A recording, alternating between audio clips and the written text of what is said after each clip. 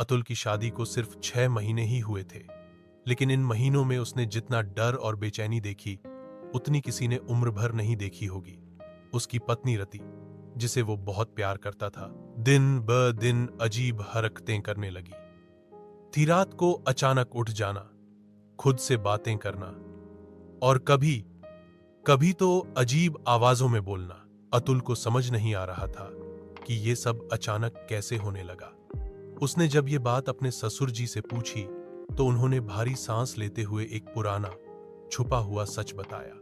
रति जब छोटी थी, उन्होंने कहा, वो गांव के उस हिस्से में चली गई थी जहां जाने की मनाही थी, पुराने बूचड़खाने के पास, जहां कभी एक खूंखार कसाई बिलाल जिन्न बन गया था।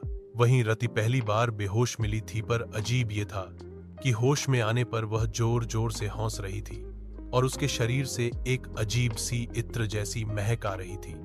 उस रात से रति बदलने लगी थी। उस रात रति ने पूरे घर में हंगामा मचा दिया। कभी दीवार में सिर मारना, कभी जीभ लपलपाना, कभी जानवरों जैसे गुर्राना। पूरा परिवार कांप उठा था। जब एक महिला ओझा को बुलाया गया, उन्होंने झट से कह दिया, ये कोई आत्मा नहीं, ये तो 100 साल पुराना जिन्न है और ये उसी बूचड़खाने से आया है जहां एक बार बिलाल ने पूरे परिवार को काट डाला था। उस महिला ने हाथ खड़े कर दिए। अब कोई उपाय नहीं बचा। न कोई ओझा न तांत्रिक इस मामले में हाथ डालना चाहता था। फिर एक मौलवी को बुलाया गया। रति ने मौलवी को देखते ही जोर से हंसना शुरू किया। उसकी आवाज मर्द जैसी थी। मौलवी ने जब झाड़ू से प्रहार किया, रति ने उसे पकड़कर जमीन पर गिरा दिया और गला घोंटना शुरू कर दिया। पूरे परिवार ने जैसे तैसे मौलवी को छुड़ाया, लेकिन वो भी बिना कुछ कहे भाग निकला। अब रति हर रात छत पर जाकर सर ढककर नमाज पढ़ती। लोगों ने कहा, ये जिन्न है और ये नमाज उसकी ताकत बढ़ा रही है। अतुल की रातें जागते बीतने लगी। वो हर मंदिर, हर दुआघर में गया, पर कोई फायदा नहीं हुआ। फिर एक दिन साले साहब एक शांत से इंसान को लेकर आए। नाम था दयाल। वो बोले, मैं दावा नहीं करता, पर कोशिश पूरी ईमानदारी से करूंगा। दयाल ने रति को देखा, सिर झुकाया और मंत्रों का जाप शुरू कर दिया। कुछ मिनट बाद ही रति की आवाज बदल गई। मुझे ये शरीर पसंद आया, मैं अब यहीं रहूंगा। दयाल ने पूछा, क्या कीमत है तुझे छोड़ने की?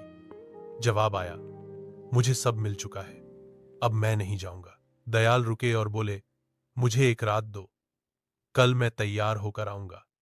वो 24 घंटे जैसे साल लग रहे थे। रति अब काबू से बाहर थी। कभी दीवारों को नाखूनों से नोचना, कभी गर्म पानी फेंकना और एक बार तो खुद को चाकू से काट लिया। दयाल की दी हुई गंगाजल जब छिड़का गया तो रति थोड़ी शांत हो गई, पर डर अब भी पूरे घर में था। रात को ठीक 8 बजे दयाल आया।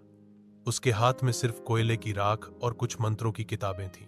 उसने कहा, अब जो होगा उसमें सबका साथ चाहिए, डरना नहीं, पीछे हटना नहीं। दयाल ने बताया, यह जिन्न कोई आम नहीं, बूचड़खाने का कसाई बिलाल है। उसने अपने मालिक और पूरे परिवार को काटकर लाशों के टुकड़े किए थे।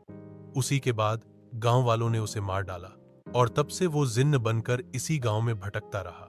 अब दयाल ने रति को लाल कपड़े पर बिठाया और राख से एक घेरा बनाया।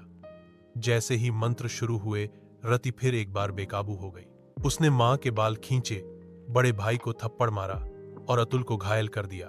लेकिन तभी अतुल ने हनुमान जी का नाम लेकर हिम्मत की।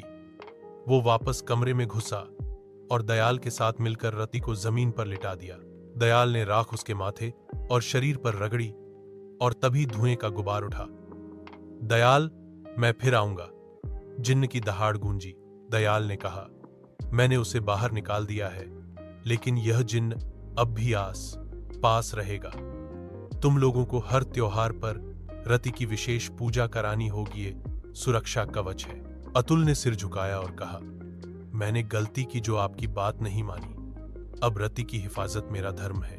रति आज भी जिंदा है, लेकिन हर होली, दिवाली, जन्मदिन सबसे पहले पूजा होती है, फिर जश्न, क्योंकि कसाई जिन्न बिलाल आज भी छाया में बैठा इंतजार कर रहा है कब कोई सुरक्षा कवच टूटे और वो वापस आ जाए।